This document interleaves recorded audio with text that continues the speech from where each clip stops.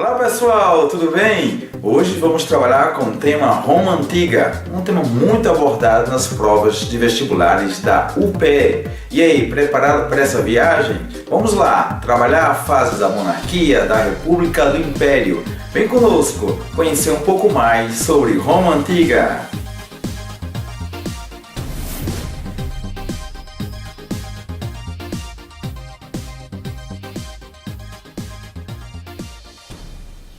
Bem, feras, como é que esse tema é explorado nas provas de vestibulares da UPE? De 2009 até o ano passado, encontramos pelo menos uma questão a cada ano explorando aí, Roma Antiga.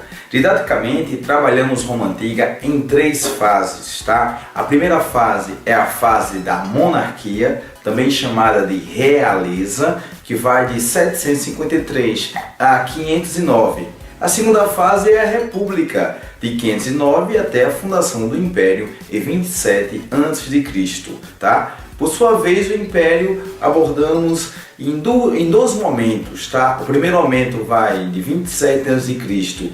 até 235, chamado de Alto Império. Tem um período aí, esse intervalo de baderna militar, anarquia militar, que vai de 235 a 284, e o segundo momento, a fase de declínio, decadência do Império, que vai de 285 até 476, quando nós temos a queda do Império Romano do Ocidente, tá? Então vamos agora por parte. Vamos abordar primeiro a fase da monarquia, também chamado de realeza, tá? Em linhas gerais, eu sempre digo aos alunos que é uma fase que cai pouco nos vestibulares e até mesmo em concurso. É o momento em que você tem a fundação de Roma e há 2 versões sobre a fundação de Roma. A primeira versão é a mítica, um livro, um clássico, chamado aí, Eneida. Esse livro foi escrito por Virgílio, que conta a história de Rômulo e Remo. E, em linhas gerais, você tem o assassinato aí, a morte de Remo, e Rômulo é considerado o fundador de uma cidade, Civitas, essa cidade chamada Roma, em homenagem a ele. Até hoje tem um time de futebol na Itália, com o nome Roma, que tem lá como escudo principal você tem a loba. Segundo o relato mítico, a loba amamentou esses 2 irmãos. Esses 2 irmãos depois entraram em choque, um mata o outro. No caso, Rômulo é o fundador de Roma e ele é considerado também o primeiro rei da história de Roma. Nesse período da realeza, ele é tido aí como o primeiro rei. Nessa fase tivemos 7 reis. É uma fase que também é interessante entender a formação dos grupos sociais. Nessa fase que temos aí a origem dos patrícios. A palavra patrícios vem de patris, no caso patris é um conjunto de patres, no caso um conjunto de pais de família. E esses pais de famílias eram os homens mais ricos da Roma Antiga, os grandes proprietários. A expressão pater familias seria hoje pai de família, um conjunto de pater familias chamado de patris. Daí a origem à expressão patrícios. Então, o que vem a ser patrícios, professor? Na Roma Antiga são os homens ricos, poderosos, que vão ocupar os principais cargos políticos nessa fase chamada monarquia ou também realeza. Além dos patrícios, existiam os clientes. Os clientes eram aquelas pessoas dependentes dos patrícios. Essa dependência se dava por diversos motivos, tá? Uma questão social, uma questão econômica. Então esses clientes eles ficavam submetidos aos interesses dos patrícios. Ainda hoje na política utilizamos a expressão clientelismo, que significa essa dependência de um favor de um político ou um favor de uma pessoa que você esteja aí submissa. Além dos clientes, temos que falar dos plebeus. Sua origem é desconhecida. A palavra plebeus vem de pletos, em latim quer dizer forasteiros, mas que nessa fase é muito importante, porque os plebeus eles vão aí, eles vão ser aí a mão de obra básica para o trabalho e as atividades da Roma Antiga nessa fase da monarquia. Então os plebeus desenvolvem trabalho, são homens livres, mas sem direitos políticos, tá? Além dos plebeus, nós temos os escravos. Então, o que você deve lembrar na fase da realeza? Essa versão mítica da origem de Roma, mas também tem a versão científica, né? Que você tem aí os etruscos que habitavam em Roma, aí você tem os latinos, os sabinos e os italiotas que se juntam e formam uma cidade chamada Roma Antiga. E em seguida lembrar que você tem esses grupos sociais, os patrícios, os clientes, os plebeus e os escravos. Patrícios, os homens mais ricos, aqueles que ocupavam os principais cargos políticos na Roma Antiga, e os plebeus, homens livres, comerciantes, trabalhadores, mas sem direitos políticos. Os clientes dependiam desses patrícios e os escravos em número menor. Nessa fase da história de Roma, nessa primeira fase, eles vão crescer aí, né, cada vez mais. Quando chega no Império já tem um significado muito importante para a economia romana, tá? E em termos de instituições sociais, nessa primeira fase da Roma Antiga, nós temos o rei, chamado de rex ou interrex, tem uma função política, uma função religiosa. Além do rex, além do rei, nós temos a figura do senado, isso mesmo. A expressão senado vem do latim senex. Senex quer dizer ancião. Então você tem aí, né, essas principais instituições, todas elas ocupadas pelos patrícios, ok? Além do senado, do interrex ou do rei, né, nós temos também algumas assembleias, como a Assembleia do Curiato, a Assembleia Centuriato, que vão discutir questões militares e também questões religiosas, tá? O último rei nessa fase é Tarquínio, o Soberbo. E nessa fase, nesse momento que esse rei governava, os patrícios vão firmar um acordo com os plebeus. Os patrícios vão prometer aos plebeus uma situação social até um pouco melhor, caso eles ajudem a derrubar Tarquínio, o Soberbo, que é o sétimo rei na fase da monarquia romana, que vai ser de fato derrubado. E quando Tarquínio, o Soberbo, é destituído do poder, temos uma nova fase na história de Roma, a chamada República. Isso mesmo, a fase da República, que cai muito nas provas dos vestibulares da UPE e também é um tema recorrente nos concursos. A fase da República vai de 753, vai de 509 até 27 a.C., tá? Então, terminou a monarquia em 509, surge a República. Em latim, res, coisa, publica, povo. Mas será que essa fase trouxe benefícios para o povo? Vamos ver que não, tá? Então, você tem os patrícios que firmaram um acordo com os plebeus para tirarem do poder Tarquínio Soberbo, conseguiram, chegam à nova fase, que é a fase da República, mas que nessa fase vamos agora avaliar que os plebeus, olha, de início não tiveram aí vantagens, e isso vai provocar algumas situações. Em linhas gerais, vocês percebem, quando pega um livro de história lá, falando sobre Roma, é um assunto enorme, é extenso, mas agora eu vou facilitar a tua vida, tá? Quando eu falo em República, eu posso dividir em 3 momentos. O primeiro momento é a fase que você tem a consolidação das instituições romanas. Como essas instituições não terão aí, né, espaço para os plebeus vão aí, né, realizar algumas revoltas, as revoltas plebeias. Num segundo momento é a fase que você tem a expansão de Roma e, consequentemente, crises que vão marcar a fase final da República Romana. Então, no primeiro momento, você tem as instituições, como os plebeus não têm espaços, né? Eles não têm aí, né, cargos públicos, isso vai gerar revoltas, e no segundo momento você tem a expansão romana e a famosa ou as famosas crises da República, ok? Então é só para facilitar aí, para que vocês se organizem mentalmente, porque Roma é aquele assunto incrível, tá? Você, cada vez mais que lê, aparece mais assunto, mais coisas, porque Roma de fato é algo inesgotável. Principalmente para mim, né, que sou apaixonado por Roma, tive a oportunidade de conhecer Roma em 2014, de fato foi uma viagem marcante, fantástica, tá? Vamos lá. Primeiro momento, né? O primeiro momento da República Romana. Nesse primeiro momento, nós temos a consolidação de instituições. Qual era o cargo máximo da República Romana? Era o cônsul, o cargo de cônsul, que na verdade eram 2 cônsules. E por que os romanos passaram até a preocupação de colocar sempre 2 ou mais pessoas para ocuparem cargos públicos?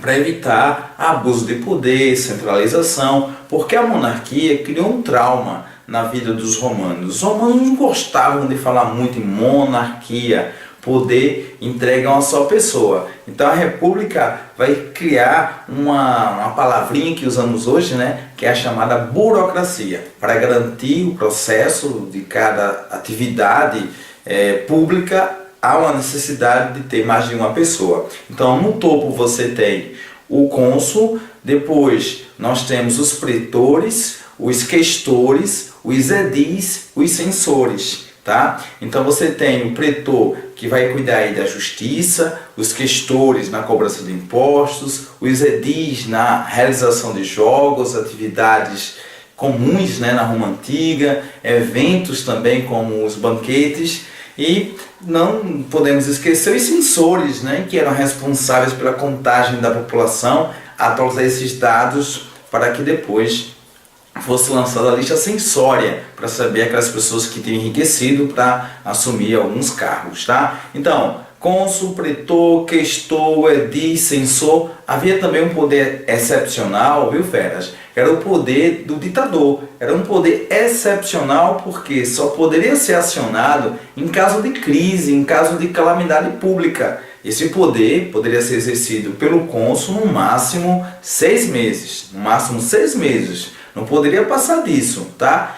A expressão ditador hoje significa aquela pessoa que abusa do poder, que fica muito tempo nele. Pois é, como tivemos alguns cônsules que ficaram 10 anos, 8 anos no poder, então a expressão ditador vai levar esse significado que nós temos hoje, que é a pessoa que abusa do poder, que vai tomar decisões arbitrárias, tá? Então, lembra do acordo firmado entre patrícios e plebeus? Os patrícios não respeitaram, porque todos esses cargos políticos que vocês estão vendo aqui, pretor, questor, edis, cônsul, o pontífice máximos, né, que era responsável pela religião, nenhum desses cargos você tem plebeu. É quando os plebeus se revoltam, ameaçam até fazer uma greve, né, e para alguns autores temos a primeira greve da história no ano de 497 a.C., porque havia uma dependência do trabalho, né, dos plebeus. Diante disso, os patrícios vão conceder alguns direitos para os plebeus. A esse evento damos o nome de conquistas plebeias. Entre as conquistas, a aprovação da Lei das 12 Tábuas, que fundamenta na isonomia, todos são iguais perante a lei. Para alguns historiadores, é o primeiro documento escrito, né, direito escrito no mundo ocidental, uma referência muito importante para o direito ocidental, tá? E podemos também citar a lei que vai abolir a escravidão por dívida. A inspiração vem da Grécia Antiga, porque Solon lá tinha desenvolvido a experiência, tá? Aprovado uma lei chamada Sedes Acteia, que aboliu a escravidão na Grécia, e aqui também tivemos uma lei em Roma abolindo a escravidão por dívida, tá? Uma outra lei, a lei da Canulea, que vai permitir o casamento entre um patrício e um plebeu. Obviamente que em sala de aula eu deixo bem claro, porque a expressão plebeu, hoje, muitas vezes no senso comum, né, está relacionada à pobreza. Bem, na Roma Antiga, os plebeus, a princípio, né, tinham uma condição desfavorável, mas depois alguns enriqueceram. Então, na fase da República, temos que lembrar que há plebeus ricos, plebeus pobres. Aqueles plebeus ricos vão buscar, obviamente, vínculos, né, com famílias patrícias. Então essa lei, por exemplo, lei da Canulea, vem trazer benefícios principalmente, né, para os plebeus ricos, tá bom? E aí, estão compreendendo? De fato, são muitas informações, né, quando falamos em Roma Antiga. Mas essa primeira fase é marcada por isso, a consolidação das instituições romanas e depois as lutas envolvendo patrícios e plebeus. Essas lutas que duraram 200 anos, tá? E os plebeus, praticamente depois dessas conquistas, ficam numa zona de conforto, de acomodação, porque depois, até porque, né, os patrícios vão usar aí vários instrumentos para conter esses plebeus. Alguns governantes vão adotar uma política conhecida como pão e circo, tá? Que veremos no finalzinho da República. Olha, após esses eventos, vale a pena recordar a expansão romana. Roma fica no central, na parte central da Península Itálica, vai expandir para a parte norte, vai expandir para a parte sul. Na parte sul temos a chamada Magna Grécia. Os gregos que saíram da Península Balcânica por volta do século VIII, por escassez de terras, aumento populacional, vão ocupar a parte da Península Itálica, a parte sul, que vai receber o nome de Magna Grécia. Os romanos vão ter contato com os gregos. Daí você tem a cooptação, os romanos passam a ter como base inspiradora a religião, você tem a cultura, né? Enfim, os romanos têm um espelho, né, na cultura, que é justamente a cultura grega. Na religião, muitos deuses, né, vão apenas alterar os nomes. O que você tem na versão grega, eles vão trazer para uma versão aí latina, tá? Após ocupar a parte sul da Península Itálica, na região chamada Magna Grécia, os romanos vão também lutar para ter domínio no Mare Nostrum. O Mare Nostrum é o mar Mediterrâneo, porém tem um probleminha. Nessa região já tem um império, não digo império, mas um grupo que já está se organizando, se estruturando para dominar essa área. Uma cidade fundada pelos fenícios, que é Fenícios, né? Essa cidade se chama Cartago. Então Cartago já tinha domínio daquela região.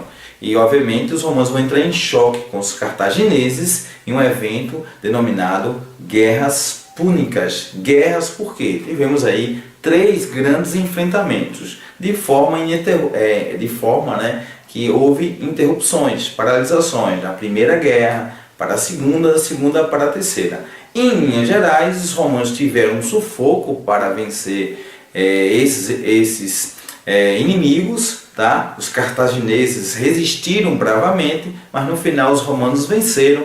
Houve uma destruição, né, em Cartago, e a população, a que restou, né, se transformou em escrava. É quando os romanos passam a desenvolver essa prática, tá? Ocupam a região, você tem a população local sendo transformada em escravo. Quando eu falo escravo na antiguidade, especialmente Roma Antiga, o escravo não é aquele escravo étnico, essa experiência vivenciada aqui no Brasil, mas é um escravo que ele vai desenvolver alguma atividade que os romanos acham, né, acreditam que seja importante e vão utilizar no seu dia a dia. Por exemplo, você tem médicos, dançarinos, engenheiros, professores, transformados em escravos na Roma Antiga.